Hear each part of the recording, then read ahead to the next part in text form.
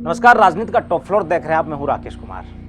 आज महाराष्ट्र की राजनीति को लेकर बात करेंगे और महाराष्ट्र की राजनीति में जो उथल पुथल हुई है वो आपके लिए जानना जरूरी है, क्योंकि शायद 2024 के लोकसभा चुनाव से पहले ये बदलाव देश की राजनीति को एक अलग ही दिशा दे सकता है। लोकसभा चुनाव से पहले महाराष्ट्र की राजनीति में बहुत बड़ा फेरबदल किया गया है। महाराष्ट्र की प्रमुख राजनीतिक पार्टी एनसीपी यानी कि राष्ट्रवादी कांग्रेस पार्टी ने पार्टी के संगठन में एक बड़ा बदलाव करते हुए पार्टी के सुप्रीमो शरद पवार ने एक फैसला दिया है और उन्होंने अपनी बेटी सुप्रिया सुले और पार्टी के प्रमुख नेता प्रफुल्ल पटेल को नया कार्यकारी अध्यक्ष बना दिया है। हालांकि ये फैसला शरद पवार की बढ़ती उम्र और स्वास्थ्य के लिहाज से बताया जा रहा है, लेकिन माना जा रहा है कि पार्टी का यह बड़ा निर्णय सीनियर लीडर अजित पवार के लिए बड़ा झटका हो सकता है। जानकारों का कहना था कि अजित खुद पार्टी के अध्यक्ष पद के प्रबल दावेदार थे और इस घोषणा के बाद वहां की राजनीति में काफी कुछ बदल गया है। अजित पवार फिलहाल महाराष्ट्र विधानसभा में नेता प्रतिपक्ष है। पिछले दिनों ही शरद पवार ने पार्टी प्रमुख की जिम्मेदारी छोड़ने का ऐलान किया था, लेकिन काफी कुछ उस दौरान बदलाव हुआ और कार्यकर्ताओं की नाराजगी और नेताओं के मनाने के बाद उन्होंने अपना निर्णय वापस ले लिया था।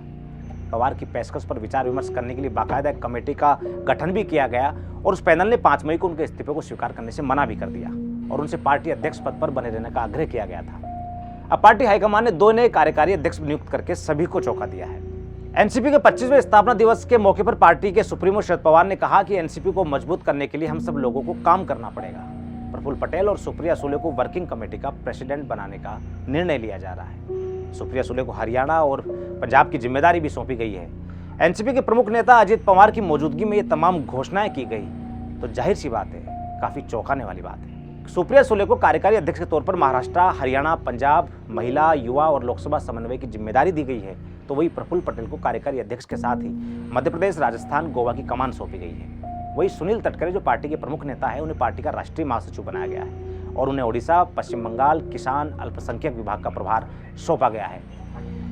नंदा शास्त्री को दिल्ली का प्रदेश अध्यक्ष घोषित किया गया है और साथ ही फैसल को तमिलनाडु, तेलंगाना और केरला की महत्वपूर्ण जिम्मेदारियां सौंपी गई है। घोषणा के बाद सुप्रिया सुले ने कहा कि वो पार्टी की बहुत आभारी हैं। उन्होंने कहा कि वो पार्टी के भरोसे पर खरा उतरने की पूरी कोशिश करेंगी। उन्होंने ट्वीट करके लिखा है कि एनसीपी की वर्षगांठ के अवसर पर आयोजित कार्यक्रम में मुझे और प्रफुल्ल भाई पटेल को कार्यकारी अध्यक्ष चुना गया है। इसके लिए मैं पार्टी और संगठन का हृदय से आभारी हूँ। पार्टी द्वारा मुझ पर जताए गए भरोसे को सही साबित करने के लिए मैं पूरी तरह से संकल्पित हूँ। एनसीपी के नेताओं, पदाधिकारियों, कार्यकर्ताओं और शुभचिंतकों को पूर्व में अच्छा समर्थन मिला है और आगे भी ये जारी रहना चाहिए। इस जिम्मेदारी के लिए एक बार फिर से पवार साहब, पदाधिकारियों, वरिष्ठ नेताओं और कार्यकर्ताओं को धन्यवाद। वहीं अब अजित पवार की भूमिका को लेकर सवाल उठने लगे हैं। हालांकि महाराष्ट्र में वो पार्टी की जिम्मेदारी नेता प्रतिपक्ष के तौर पर संभाल रहे हैं। यही वजह है कि नए पदाधिकारियों को महाराष्ट्र में कोई भूमिका नहीं दी गई है। आने वाले दिनों में अगर राज्य में एनसीपी सत्ता में आती है तो अजित को बड़ी जिम्मेदारी सौंपे जाने की पूरी संभावनाएं बताई जा रही है। लेकिन इससे पहले माना जा रहा था कि एनसीपी के अंदर 2 खेमे बन चुके हैं। एक खेमे का मानना था कि बीजेपी के साथ सरकार बनानी चाहिए, वही दूसरा खेमा इस बात से सहमत नहीं था। अब पार्टी ने 2 कार्यकारी अध्यक्ष बनाकर सभी वर्गों को साधने की एक कोशिश की है। लोकसभा और विधानसभा से पहले शरद पवार के हटने से पार्टी को नुकसान होने की काफी बड़ी संभावना थी। ऐसे में संगठन में 2 नए कार्यकारी अध्यक्ष बनाए जाने का प्रस्ताव सौंपा गया था।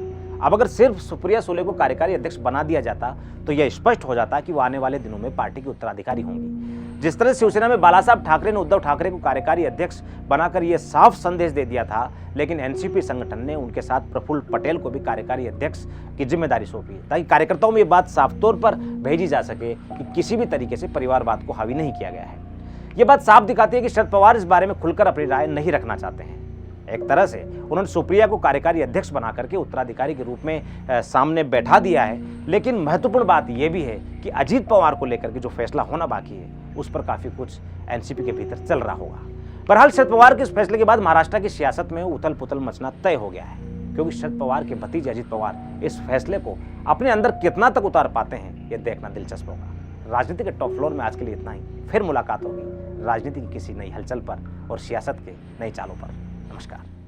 देश और दुनिया की हर बड़ी खबर के लिए सब्सक्राइब करें नवतेज टीवी और पल पल के अपडेट्स के लिए बेल आइकन को दबाना ना भूलें, क्योंकि आपकी खबरों का भरोसेमंद साथी है नवतेज टीवी।